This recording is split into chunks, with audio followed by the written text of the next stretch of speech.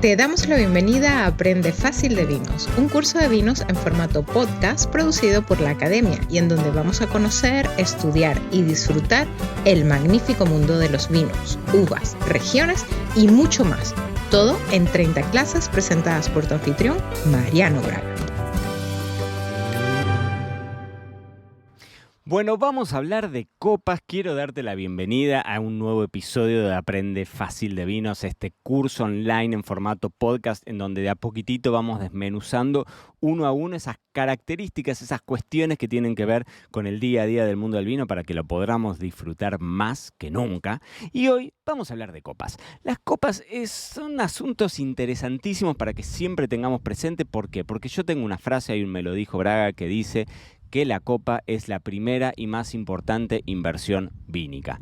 Y yo soy un convencido de eso. Para mí, una de las cuestiones, de las características que marcan el disfrute tienen que ver con la copa en donde lo vamos a servir. Y es probable que en algún momento hayan escuchado esto de que existe una copa para cada varietal, de que el vino va cambiando de acuerdo a la copa en la que lo vamos sirviendo y demás. Y por eso los que están viendo esto verán, y no escuchándolo solamente, verán que estoy en una mesa rodeado de copas de todo tipo y color porque quiero hablar de todas y cada una de estas copas. Así que ténganme paciencia porque el episodio del podcast de hoy va a ser un poco largo porque hay mucha cosa para decir. Y hay mucha cosa para decir porque en torno al mundo de las copas hay mucha industria dándole vueltas alrededor. Es decir, hay cristalerías que se han hecho mundialmente famosas en base a adaptar cada una de las variedades de uva o de las regiones vitivinícolas y de acuerdo a cada región vitivinícola o de acuerdo a cada variedad de uva, idear una copa, un estilo de copa particular, con una curvatura del cáliz, con un formato de cáliz y que eso condiciona la forma en la que el vino se expresa. Y entonces es probable que vos del otro lado me digas, ¿realmente será así? Bueno, sí. Realmente es así. Nosotros hemos hecho pruebas casi en otra vida, cuando yo tenía un restaurante en La Pampa que se llamaba Pampa Roja, hicimos una cata con Riedel, que es una de las cristalerías más famosas del mundo, la cristalería austríaca, básicamente que puso en tela de juicio, no en tela de juicio, sino puso sobre la mesa esta idea de desarrollar copas para cada uno de los varietales y realmente lo que a mí más me quedó de conclusión de esa situación fue no solamente cómo variaba el vino de acuerdo a su expresión aromática, sino sobre todo cómo variaba el vino en su textura, en su complejidad en la boca, que vos decís, ¿de verdad te puede cambiar la acidez o te puede cambiar cómo se muestra un vino en la boca? Porque bueno, los aromas vamos a ver que dependiendo el grado, digamos el tamaño del cáliz, si el vino va a levantar temperatura más rápido o no, de acuerdo a cuán cerrada sea la boca, todas esas cosas condicionan, pero no solamente condicionan la parte aromática, sino también condicionan la parte gustativa, que eso realmente para mí fue una gran sorpresa cuando me sucedió. Así que hoy quiero que hablemos un poco de este tema, de qué tener en cuenta al momento de ir a comprar una copa.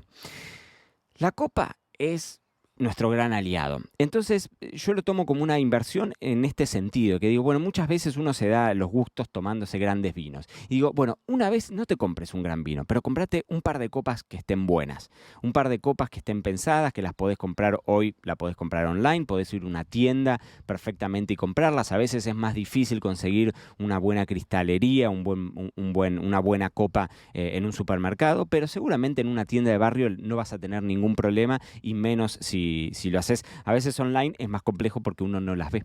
Entonces, cuando vos no la ves a la copa, no la sentís en tu tacto, no le ves el grosor del vidrio y demás, puede llegar a ser más complejo. Pero hay de todo tipo y color. Lo primero que te voy a decir es que tendríamos que evitar este tipo de copas de color. Es decir, es probable que en algún momento hayas visto copas que son negras o copas espejadas o copas de colores o inclusive como esta que tengo acá que son copas labradas con algunos dibujos y demás.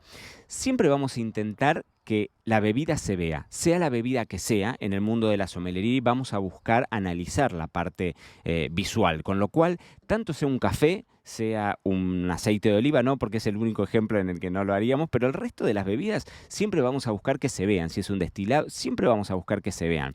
Las copas negras o espejadas a veces tienen un sentido mucho más específico para el que está quizás haciendo una ejercitación o algo más profesional, pero si no, en el contexto del bebedor cereal, la persona que consume de a pie en su casa, es muchísimo mejor tener copas que sean completamente transparentes, que no tengan ni siquiera ningún tipo de labrado, como tengo yo acá este vaso, que son vasos de cristal, ¿no? Y que tienen todo ese labrado y demás.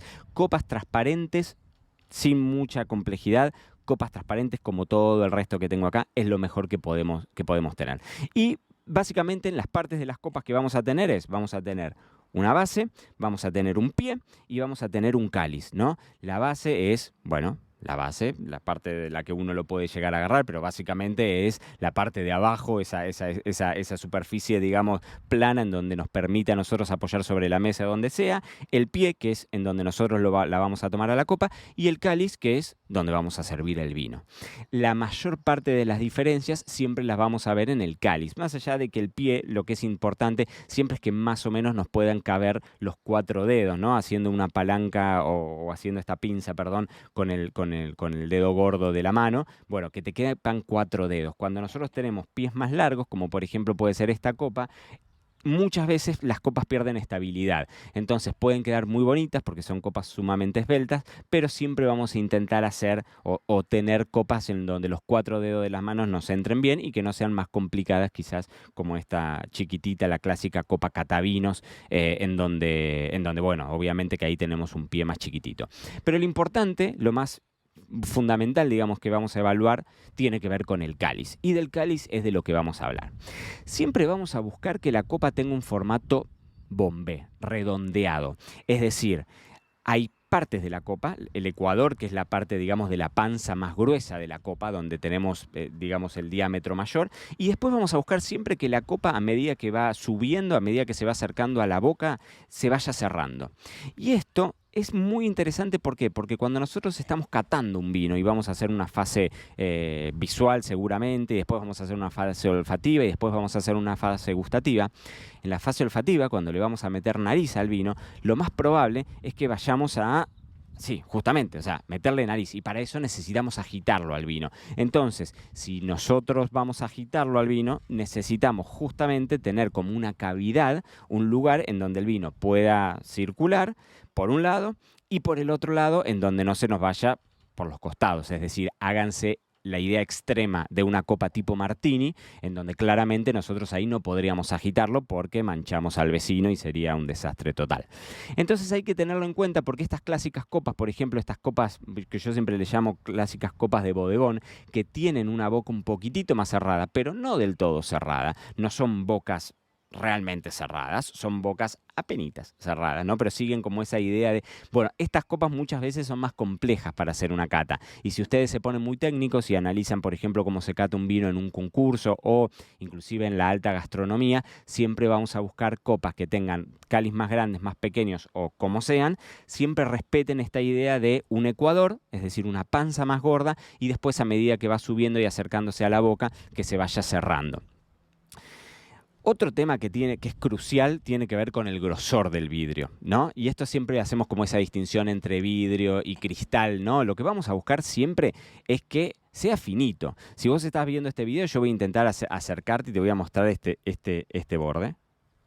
Y quiero que lo comparemos, por ejemplo, con este otro borde. Y la diferencia es brutal en el hecho del grosor. No solamente cuando uno se acerca la boca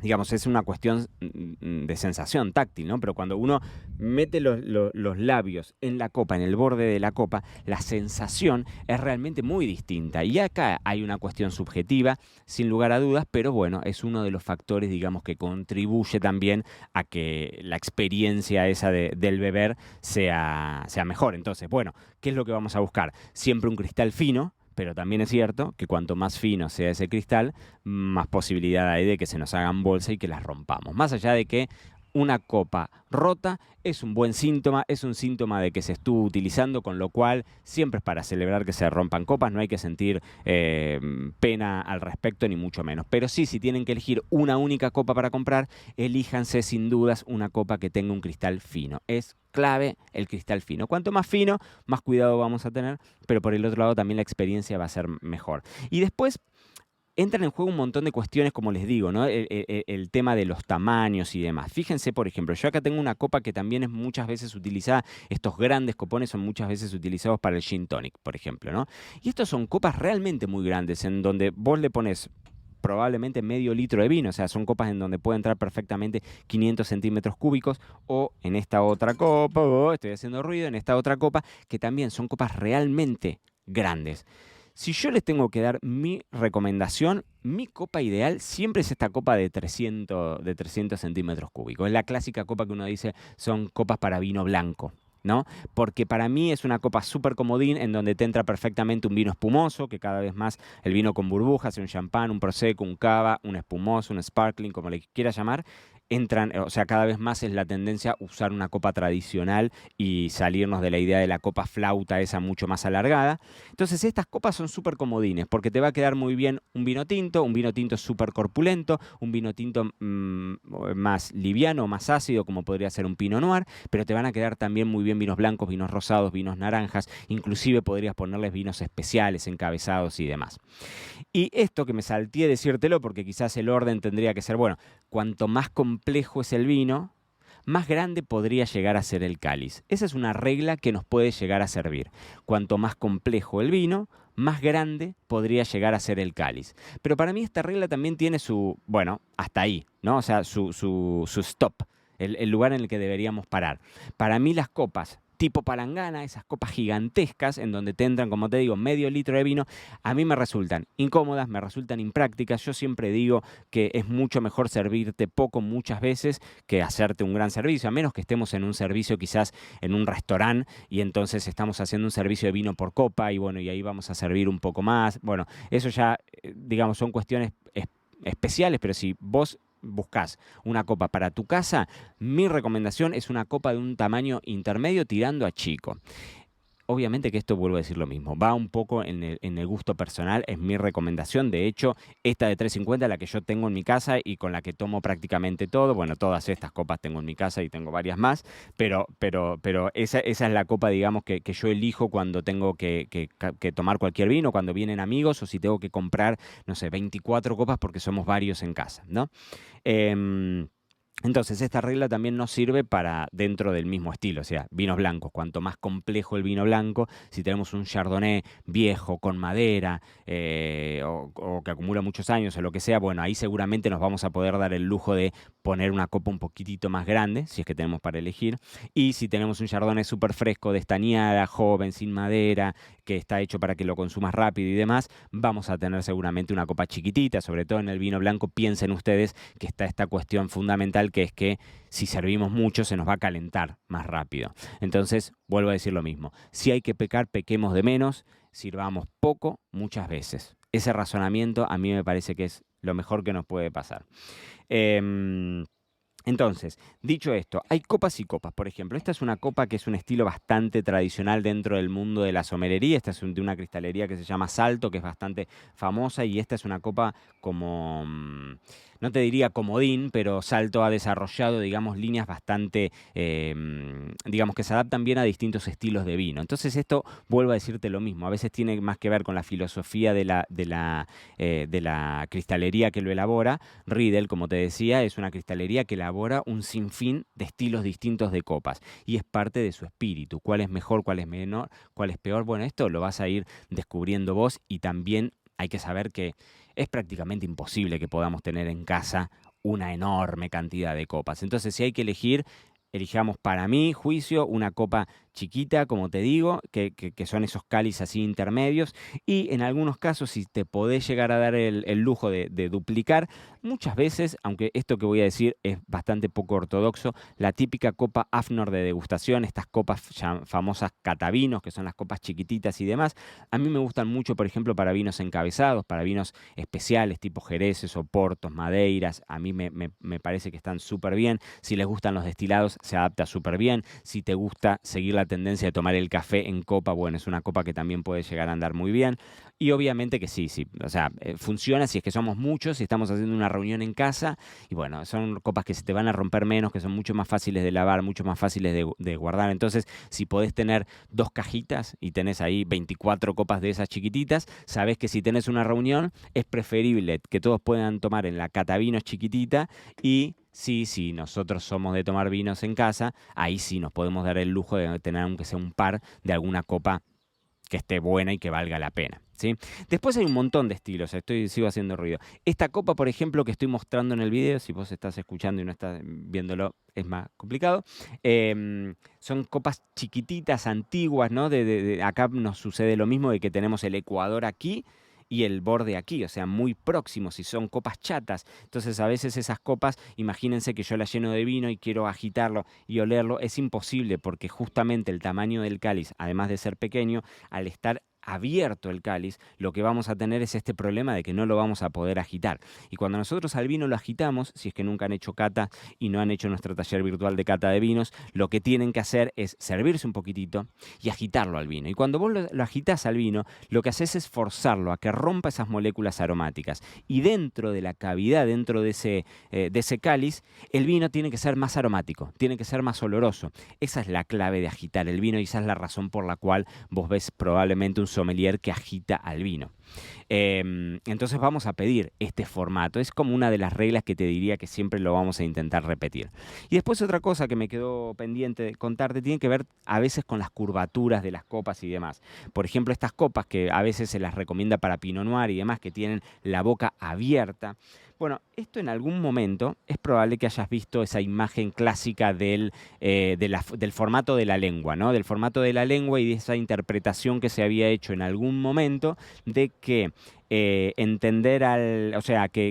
la punta de la lengua era más sensible a los sabores dulces, el amargo estaba al final, los ácidos y los salados en los costados y demás. Bueno, eso fue una mala traducción que se hizo hace muchos años de una apreciación de un técnico que había justamente evaluado cómo los botones gustativos dentro de las papilas gustativas se adaptaban o eran más tendientes a identificar determinados sabores o aromas. Bueno, sabores en este caso. Eso hoy está demostrado que no es así, que nosotros tenemos botones gustativos y papilas gustativas tanto en la lengua como en el paladar, como en las encías, y entonces en cada uno de esos depende nuestra sensibilidad, nuestros umbrales de percepción y demás, pero esa regla no es tal. Entonces, no tendría sentido decir, bueno, vamos a buscar una curvatura de este formato para que primero el vino se desparrame en la punta de la lengua, que es donde tenemos tendencia a sentir los sabores dulces. Entonces, en vinos con muchas ideas como un Pinot Noir, lo vamos a equilibrar. Ese era el razonamiento que existía antes. Hoy está demostrado que eso no es tan así. Entonces, a veces hacemos un poco de agua si es que seguimos, agarrándonos de esa idea. Pero vuelvo a lo mismo. La práctica y el ejercicio propio es lo único que acá todos los bebedores cereales siempre defendemos, que es tu experiencia es la única que cuenta.